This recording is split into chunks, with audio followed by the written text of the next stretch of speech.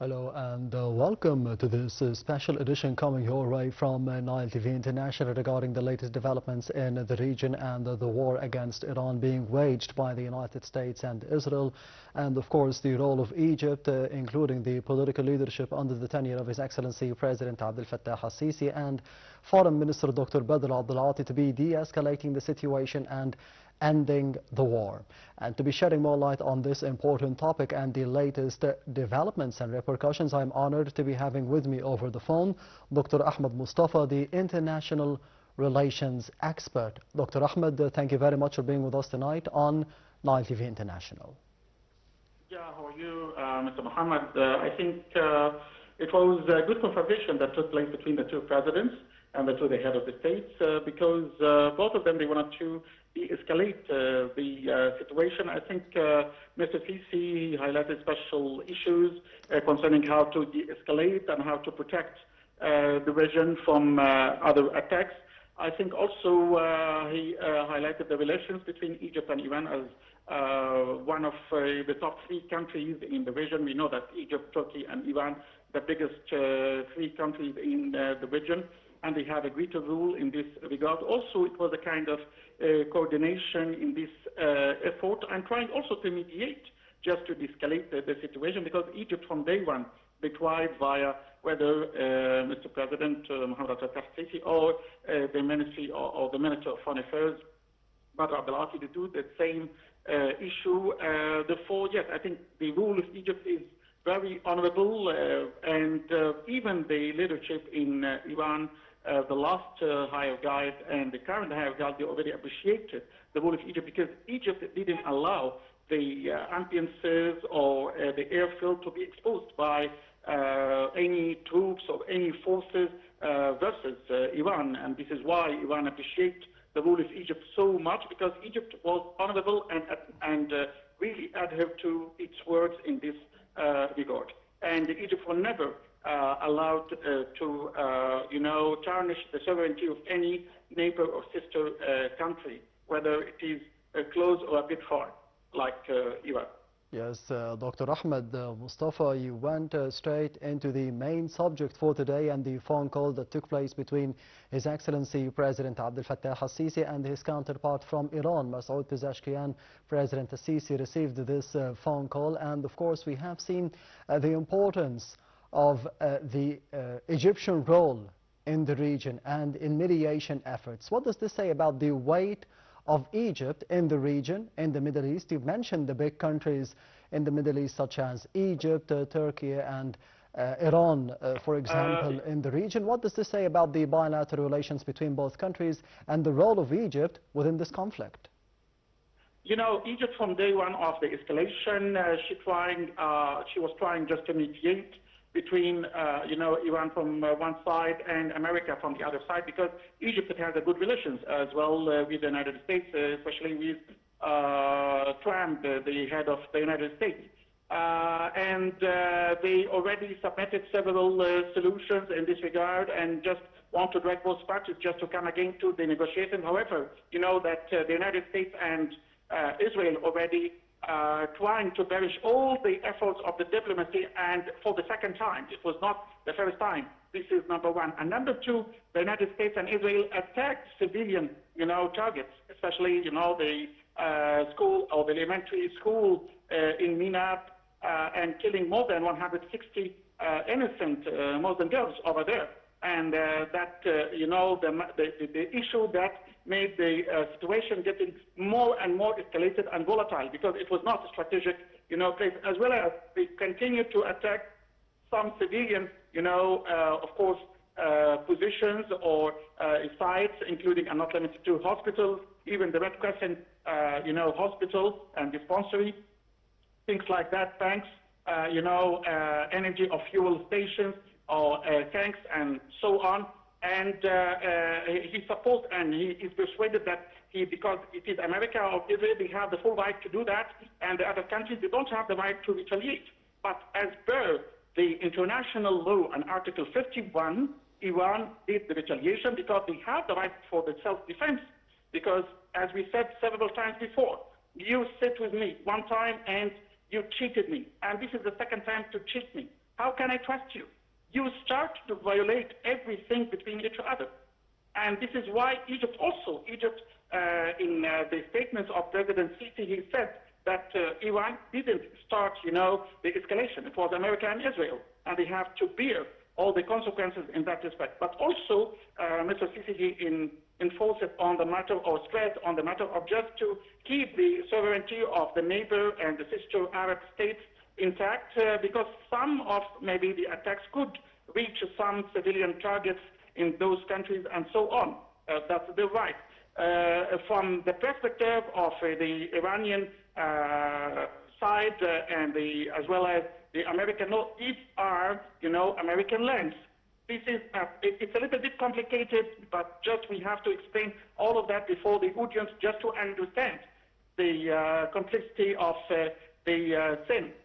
And now I think we have maybe a good news, because as we heard recently, and I was the first just to circulate such issues, because you know that now the reservoir of whether the fuel and the weapons in the West, especially in the United States, is less than before and not enough to continue for a longer war. Maybe this war could take like maybe more than or will not last more than 2 weeks or something like this, because they should reach such maybe an agreement or something like that, because don't forget that the matter of the fuel is very important, and with the closure of the but Dr. Ahmad, we are already in the 14th day of this war. Do you think that it would be going on for 2 more weeks? No, maybe 1 week or 2 weeks. Now the situation, and I hear that Italy and France have started to having some talks with the Iranian side just to reach maybe like a kind of compromise with the Iranian side. However, America and Israel should be wise enough, because it is a kind of exhausting capabilities, exhausting personnel, exhausting a lot of things. And I think this is not the time of America anymore and the West, frankly speaking, according to the figures, as we said before, concerning the indebtedness, concerning the capabilities, concerning the storage of the stock of the weapons and the stock of the oil. Because in some states in the United States, the oil reaches $8 and more. Therefore, if the situation sustained for 1 more week, I think it will be catastrophic on the Western economy. And we have a lot of figures, economic figures that showing that we have a big decline now in the international economy, especially the matter of the supply chain is making a big, problem for all the countries, not just for the European or Western countries, but also for our countries as well. And we witnessed the increase here in the fuel prices and so on. Therefore, all the countries, including Egypt, because as I told you, it has like a good relation between the 2 countries, Iran and America, may go to have like a proper compromise between the 2 countries and may reach maybe a solution in this.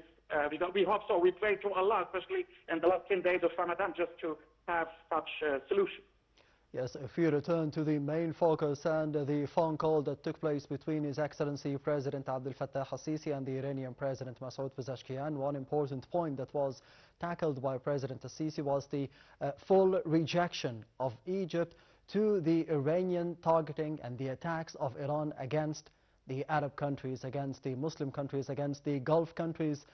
In specific, as we did see over the past 2 weeks, the Iranian targeting of some places, some residential areas, some American bases in the Gulf, like Saudi Arabia, Qatar, Kuwait, Bahrain, Oman even, and Jordan.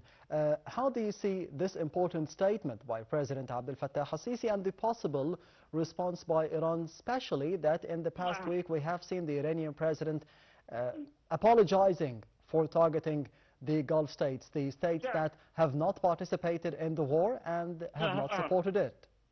Yeah, this is a very good question, and I think the most important question in this conversation, because as Tucker Carlson said before, and some other experts in this regard, you know that Israel, they have some clients in those Gulf states. And if you remember 1 week ago, the Saudi security forces, they already captured 2 Israeli clients existed in Saudi Arabia, trying to make Parkland in some civilian targets, and then tarnish Iran in order to make Iran having a war with their Arab sisters and so on. And this is exactly the scenario that knitted by Netanyahu, and it was stated several times. If you follow what Netanyahu in latest statements said before the war, they're trying to make like a well-knitted plot just to make Iran and the Arabs having or waging a war together, and then they withdraw and start to fuel such war in order to get the money of the Arab country. This is the dilemma of this problem. Yes, Iran may be exaggerated in some of these issues, but they had like a good information that there are some clients of the Mossad and the CIA and some of the raids that already launched, unfortunately, from some of the Gulf states who made the attacks against the higher guide and Minab school. I don't want to name the countries, but they have the right information, and they already declared and published such information globally, just to show to the people that they were not the first attack. Number 2, why the Arab countries they did not? Also, it was a mistake from the Arab countries because they didn't condemn the first operations that already attacked civilian targets in Iran. That made also another issue that the Arabs should review themselves and their stances in that respect, and starting to do that. Because despite such problem, we find that the Sultan of Oman, he already sent the gratitude and congratulations to the new higher guide, Mostafa, and the others didn't. This is such simple things should be reviewed, and I think if we review our common mistakes, we will reach a good agreement. But the Arabs and Iran should be aware that America and Israel want to make both sides as two enemies, and to get the benefit just to fuel and to sell more weapons to both parties, just to sustain and just to make the economies like this. And also don't forget that also one of the targets of Netanyahu, he said before, it was the greater Israel. And this war wasn't waged just to make a collapse for the Iranian regime, but also just to be the first, step in greater Israel from the river to the sea. These are the most important points I have to highlight in that respect.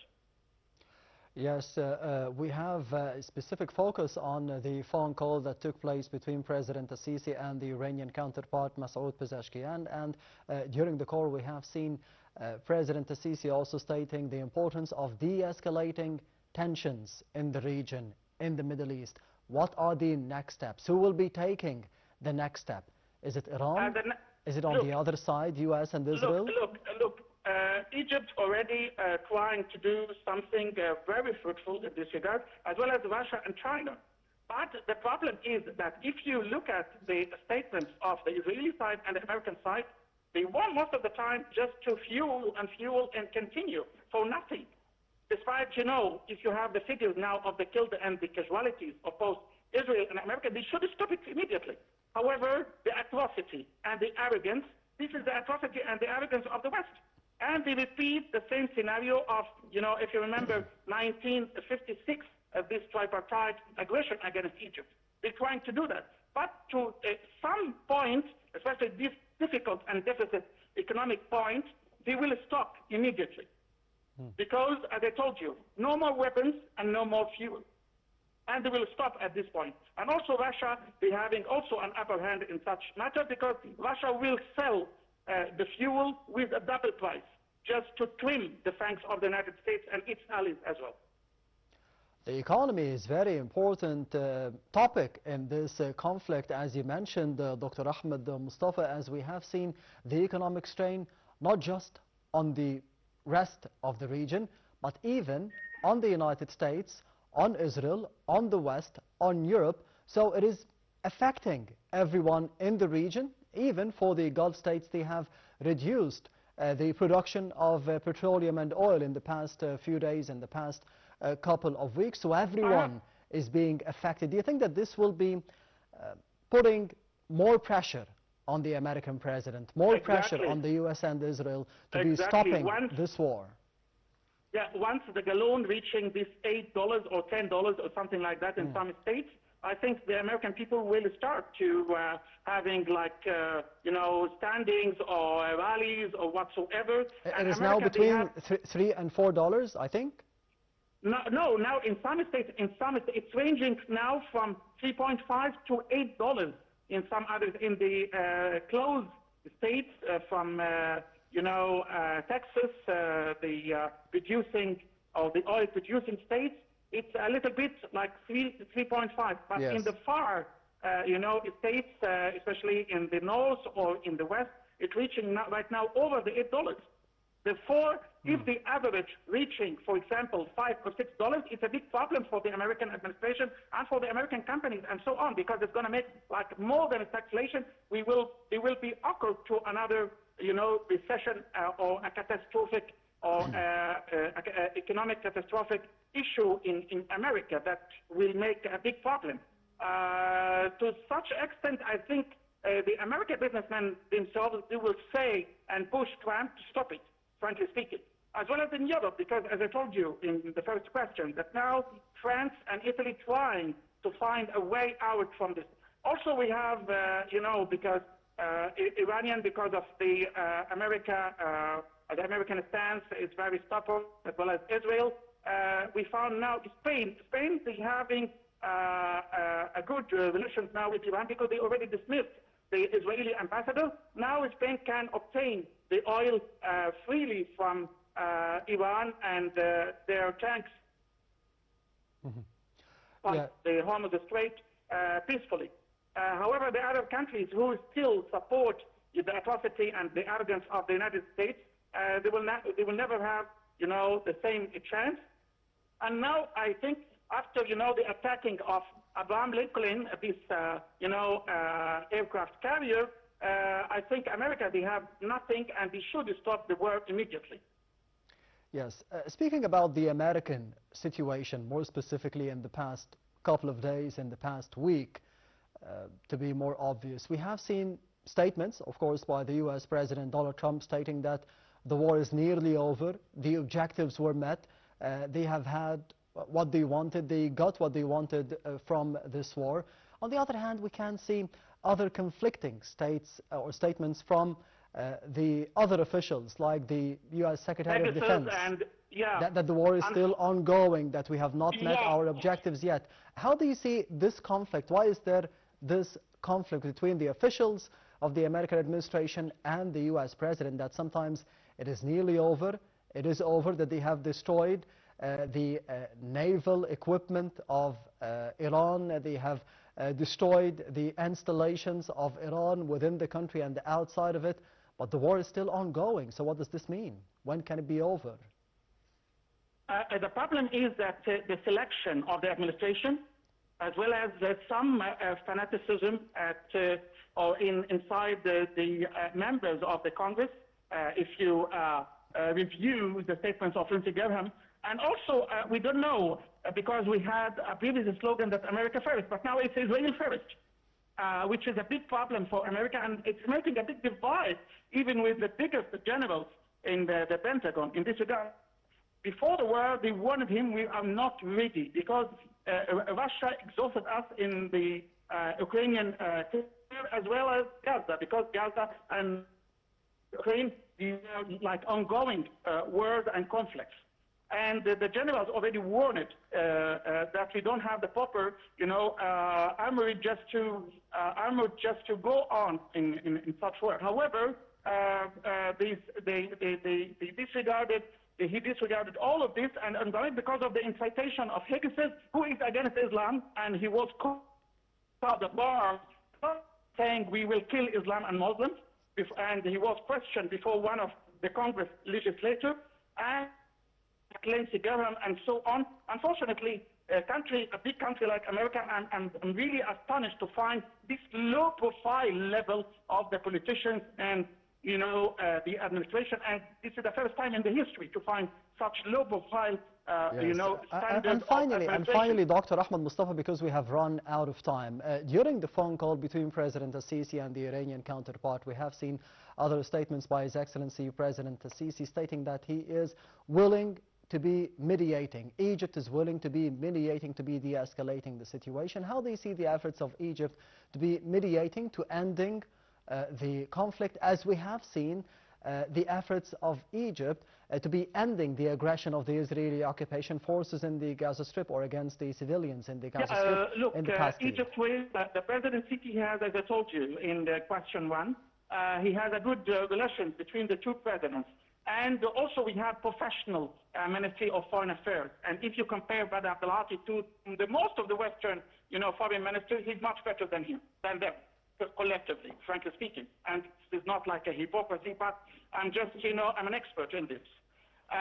Therefore, I think Egypt will just to reach like a compromise between the two countries, and will never stop, because also Egypt trying to make the proper balance in its regional relations between the Arab countries and Iran from one side, as well as we the West from the other side. And also Egypt, we have a good relations with the EU as well, because we are the partners. Therefore, we can push, the Western partners and the regional partners, just to may have like a summit here in Cairo or in Sharm el-Sheikh or whatsoever, just to reach an agreement. And Egypt is doing that and trying to push to such extent. Yes, Dr. Ahmad Mostafa, the international relations expert, thank you very much for being with us tonight on Nile TV International and this special edition.